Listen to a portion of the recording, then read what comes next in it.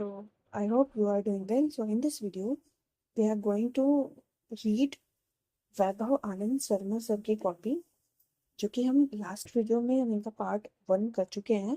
This is the part 2 and इसके बाद एक और पार्ट आएगा जिसमें हम इस वाली कॉपी को कंप्लीट करेंगे। ठीक है। So before anything, so some introduction about him. Like, he secured All India rank 58 last year, 2023, and his score was 296. And you can say कि ये एक अच्छा स्कोर है ये। और पेपर 1 में इनका मार्क्स जो है 133 था। And also I tell you about this copy that उन्होंने ये कॉपी ट्रायम्फ आईएएस के प्लेटफॉर्म पे लिखी थी। तो वहाँ पे जो है इस कॉपी में ये एक चेक कॉपी है जो कि उन्होंने अपलोड किया है अपने टेलीग्राम चैनल में। तो इस चेक कॉपी में इनके मार्क्स हैं, टेस्ट स्कोर जो है इसमें 128.75, विच वी कैन से कि ये बहुत इससे रिलेट होता है। ठीक है, एक्चुअल मार्क्स से। और ये लिखा भी गया था before means like I think August 7, 2023। तो यू कैन से सितंबर में मेंस होता है ना, अगस्त में लिखा गया, तो सेम आंसर राइटिंग जो स्टाइल है वो रिफ्लेक्ट हुई होगी। ठीक है, तो ये चीज़ है। और सर का जो पेपर 2 में है 163 तो जब भी हम पेपर 2 पढ़ेंगे तो इनकी कॉपी ज़रूर पढ़ेंगे। ठीक है, तो अभी तो पेपर 1 कर रहे हैं, तो वहीं पे रिस्ट्रिक्ट रखते हैं खुद को। देन कुछ रिमार्क्स हैं जो कि ideally you have to watch at 1.5x, और if you are comfortable with 2x, then just do it, because save your time is very important thing in this journey. Okay, so what we can learn from these copies. सो सबसे पहले thinkers हमें यहाँ पे कुछ अच्छे मिल जाते हैं। जैसे अच्छे थिंकर्स, कुछ कुछ कंटेम्प्रेरी थिंकर्स हमें मिल जाते हैं जो कि हमें अदर रिसोर्सेज में नहीं मिल पाते हैं। जैसे कुछ ओपन एंडेड क्वेश्चन आ जाता है ग्लोबलाइजेशन पे, women in society, and also कुछ लॉ आया है लोअर सेक्शन एंड ऑल पे। कोई थिंकर कंटेम्प्रेरी जो अभी लिख रहे हैं तो उसका कुछ कुछ चीज़ें हमें मिल जाता है, कुछ एग्जाम्पल्स अच्छे मिल जाते हैं जो कि हम यूज कर सकते हैं अपने आंसर्स में। देन कुछ अच्छे कीवर्ड इन द सेंस कि कुछ ऐसे आपको फ्लॉरी लैंग्वेज मिल जाएगी, फ्लावरी लाइंस मिल जाएगी आई वुड से, कि जो जो कि हम डायरेक्टली अपने आंसर्स में यूज कर सकेंगे। देन वेरियस डायमेंशंस, लाइक कैसे डायमेंशंस, कौन कौन से डायमेंशंस में आंसर्स को लिखा जा सकता है, ये चीज़ें हम सीख सकते हैं टॉपोस्कोपी से। देन एक बेसिक आइडिया कि पेपर सोशियो, जो ऑप्शन का पेपर होता है स्पेशली सोशियो, तो सोशियो में बात करें तो उसका क्या पैटर्न होता है एक रियल एग्जाम में। तो पहले हमारे पास जो है दो सेक्शंस होते हैं, section A and section B. Section A में जो स्टार्टिंग होता है वो पहले क्वेश्चन जो होता है, पहला क्वेश्चन जो है कंपलसरी क्वेश्चन होता है, इसको करना ही करना होता है। इसके 5 पार्ट होते हैं, जैसे कि यहाँ पे मैंने लिखा हुआ है। तो 5 पार्ट होते हैं जो कि हर एक क्वेश्चन 10 मार्क्स का आता है। तो वो 50 मार्क्स का यहाँ हो गया। देन ऐसे क्वेश्चन 2 क्वेश्चन 3, टोटल 8 क्वेश्चन होते हैं दोनों सेक्शन में, सेक्शन बी को मिला के। ठीक है, जिसमें से हमें 5 क्वेश्चंस करने होते हैं, 2 कंपलसरी को लेके। जैसे यहाँ पे question number 1 and question number 5 जो होता है वो कंपलसरी होता है। उस इसके अलावा अगर देखा जाए तो यहाँ पे 2 3 4 और यहाँ पे 6 7 8 ऐसे क्वेश्चन नंबर होता है। तो ये दोनों क्वेश्चन हमारे कंपलसरी हो गए। तो उसके बाद हमें इन इन दोनों से हमें 3 क्वेश्चंस करने होते हैं। ठीक है, 3 क्वेश्चंस ऐसे नहीं होता कि 1 2 3 क्वेश्चन, नहीं नहीं, इसके भी सब पार्ट होता है। जैसे क्वेश्चन नंबर 2 में ABC होगा, ए हमारा 20 मार्क्स का क्वेश्चन होगा, बी भी 20 होगा, और सी 10 मार्क्स का होता है। तो 50 मार्क्स का यहाँ पे एंड देन 50 मार्क्स का यहाँ पे, ऐसे ऐसे। देन सेक्शन बी में 10 10 into 5 50 मार्क्स का, एंड इसमें भी 50 मार्क्स के सब होते हैं, जिसमें से हमें 3 क्वेश्चन ऐसे वाले करने होते हैं इन सब में से। तो 150 यहाँ से हो गया और 50 ये, एंड देन 50 सेक्शन बी का कंपलसरी, टोटल हमारा हो गया 250। ठीक है, तो ये कुछ पैटर्न होता है इसका। तो अभी अभी जो इस वाले में है, हमने क्या किया इस पार्ट 1 में, हम ये वाली पढ़ चुके हैं, ये वाला पोर्शन हम कंप्लीट कर चुके हैं। अभी इस वाले में हम ट्राई करेंगे कि ये दोनों पोर्शन हम कंप्लीट कर लें, बिकॉज यहाँ पे लॉन्ग आंसर्स हैं तो इट विल टेक टाइम। ठीक है। ये लॉन्ग क्वेश्चंस होते हैं ना, तो इसको पढ़ने में टाइम लगेगा। तो इस वाले पोर्शन में हम इसको कंप्लीट करने की कोशिश करेंगे। इफ टाइम बच जाता है तो हम ये सेक्शन बी का जो ये कंपलसरी है उसको भी कर लेंगे नेक्स्ट पार्ट में। We would finish this one, ठीक है। So let's get started. So first question of today is critically examine the functionalist tradition in sociology, how functionalism is relevant in study of contemporary society, ठीक है। अब यहाँ पे क्या मैंने क्या किया, एक चीज ऑलरेडी हाईलाइट किया, जैसे थिंकर्स के नाम या फिर कुछ अच्छे कीवर्ड्स को मैंने ऑलरेडी हाईलाइट किया, जिससे कि हम उसको डायरेक्टली नोट कर सकते हैं। And one thing is you should do is make notes out of it. जितना हो सके नोट्स बनाओ यहाँ से, जो जो भी चीजें समझ में आ सकती है एज पर योर अंडरस्टैंडिंग, वो जरूर अपने नोट्स में ऐड करो। ये एक वैल्यू एडिशन की तरह काम करेगा, ठीक है। सो अब ज्यादा टाइम वेस्ट ना करते हैं, because we are already late. So first question देखते हैं। critically examine the functionalist tradition in sociology, how functionalism is relevant in study of contemporary society। तो यहाँ पे है हमारा functionalist tradition। So let's see introduction। Functionalist tradition, for example, Parsons, etc., focuses on studying the society as a whole, made up of constituent part contributing to solidarity in the system।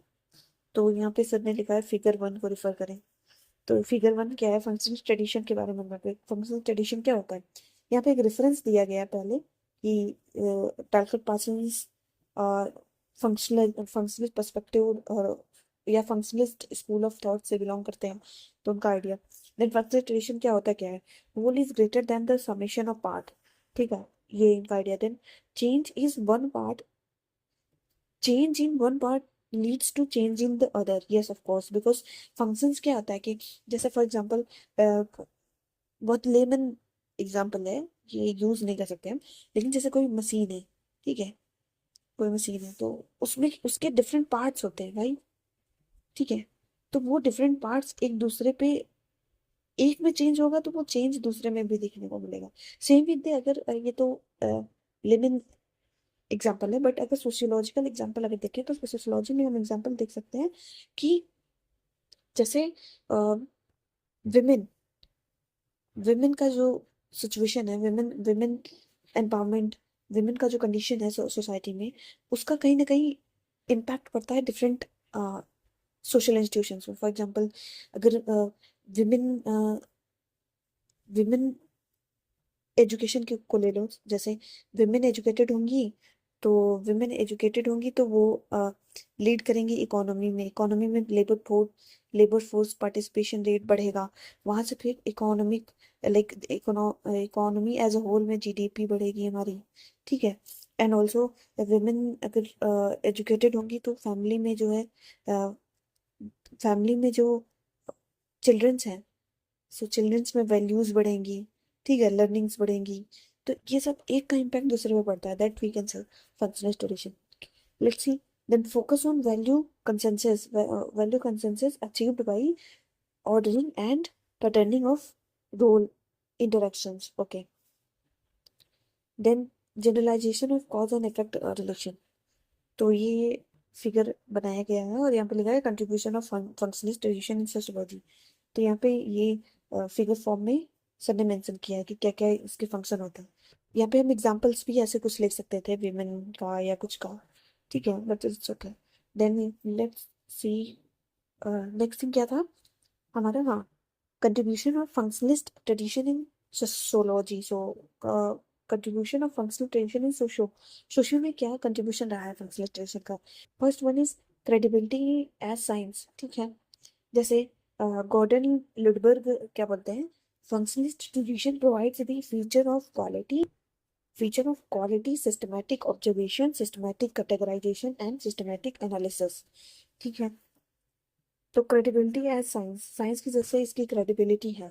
Next definite subject matter, like for example as Suzanne Jones argues that Emile Durkheim treated social facts as natural facts having coercive impact on individuals, okay।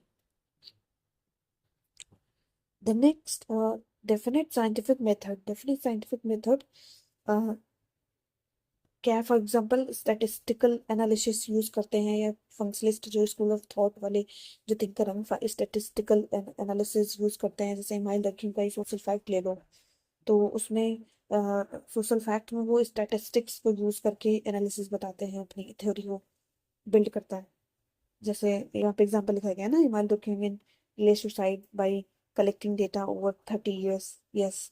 Then prediction and generalisation की बात करते हैं, तो Parsons in his cybernetic hierarchy of control gives a predictive analysis of social change. Okay. Then causal functional analysis, for example, Imai Durkheim treated societogenic currents, yes, as the cause of suicides in society। very very मतलब बहुत ही just to the point है, ठीक है। Then issues with functionalist tradition क्या होगा, ये 5 points हम बता दिए कि क्या रोल है, ठीक है, कंट्रीब्यूशन क्या है फंक्शनलिस्ट ट्रेडिशन का। नेक्स्ट इश्यूज क्या आते हैं इसके साथ, जैसे स्टेटस क्वेस्ट है, like as they fail to account for radical changes.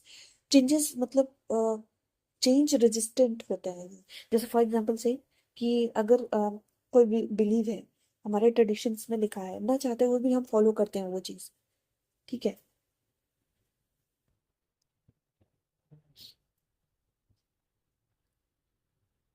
For example जैसे हमारे घर में हमारे बड़े बुजुर्ग क्या बोलते हैं कि क्या कहते हैं, अगर अगर आप जैसे मंदिर के सामने से गुजरते हो तो आप हाथ जोड़ लेते हो, तो ये क्या है, एक ऑल्दो आई नो कि इट इज मतलब वैल्यू कंसेंसस है, वैल्यू ड्रिवन थिंग है, बट एक एक कंसेंसस है ना कि स्टेटस को क्वेस्ट है कि वो चेंज नहीं आता है, वो ऑटोमेटिक आ जाता है।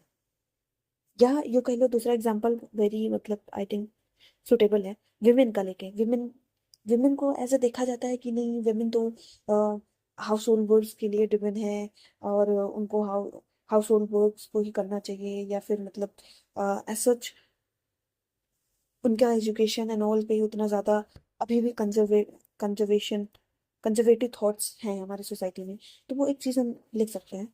Then next ignores conflict as argued by Marxist.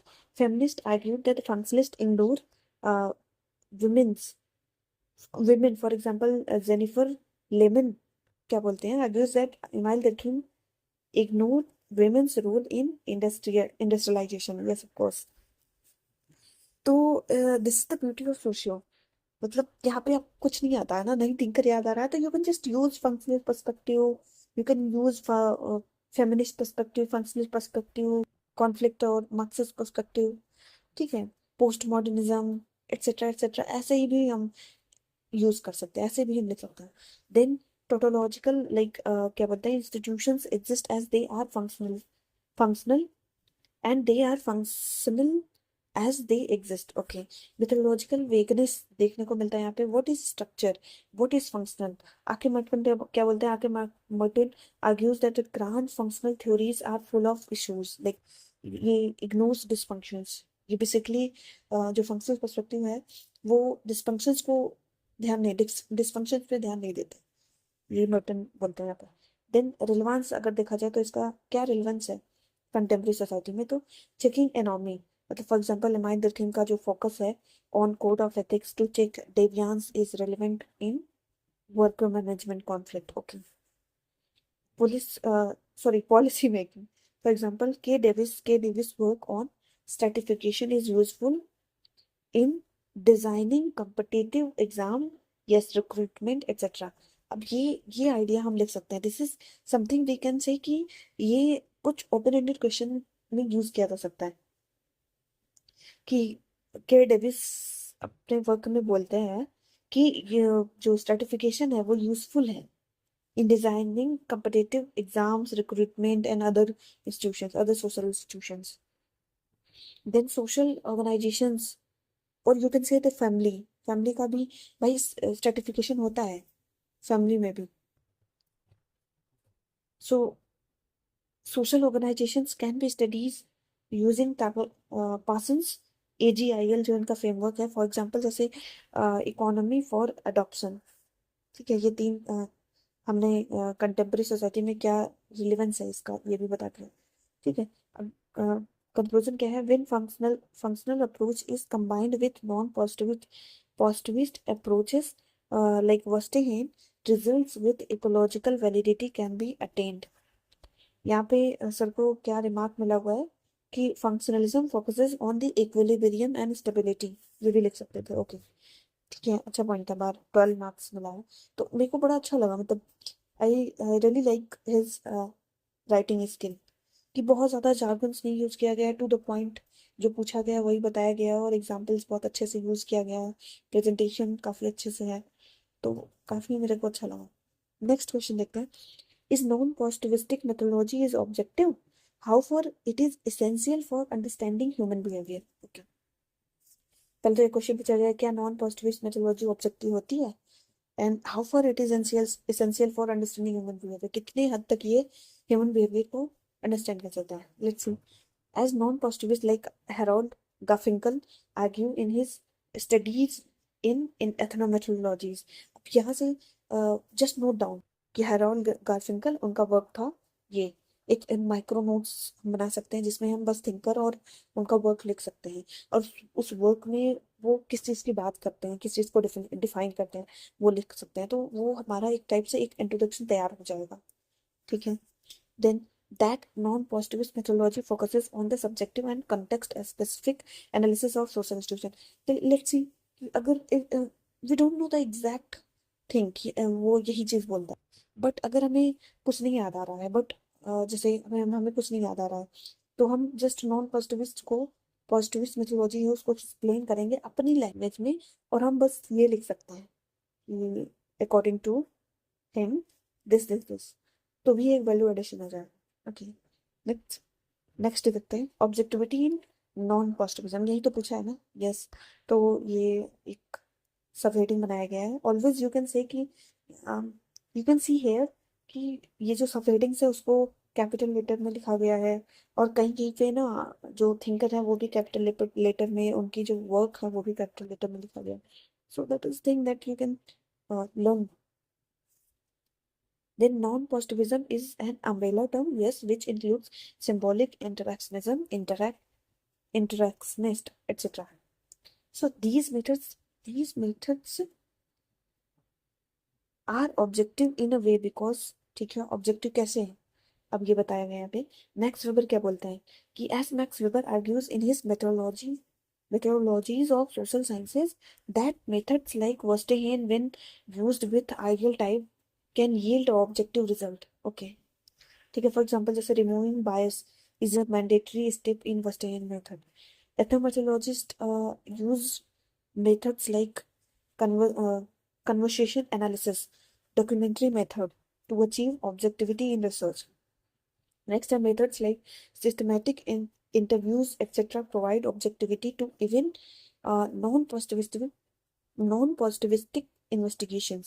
Non positivistic method lack objectivity. अब यहाँ पे पहले बता दिया गया कि इसमें ऑब्जेक्टिविटी होती है, ऑब्जेक्टिविटी में तीन पॉइंट्स बताए गए हैं, देन ये भी बताया गया है कि non positivist method lacks objectivity. कैसे? They are more proof to researchers bias, ये प्रूफ नहीं, not proof, my bad, sorry, prone, sorry, they are more prone to researchers bias। Okay, they generally fail to provide law-like generalizations. For example, phenomenologists like Gabriela Farina, okay, in her Some Reflections of Phenomenological Method argues for case by case analysis. अब ये कुछ नया thinker मेरे को मिले हैं, ये कोई नए थिंकर है जो हम नोट कर सकते हैं इनके आइडिया को।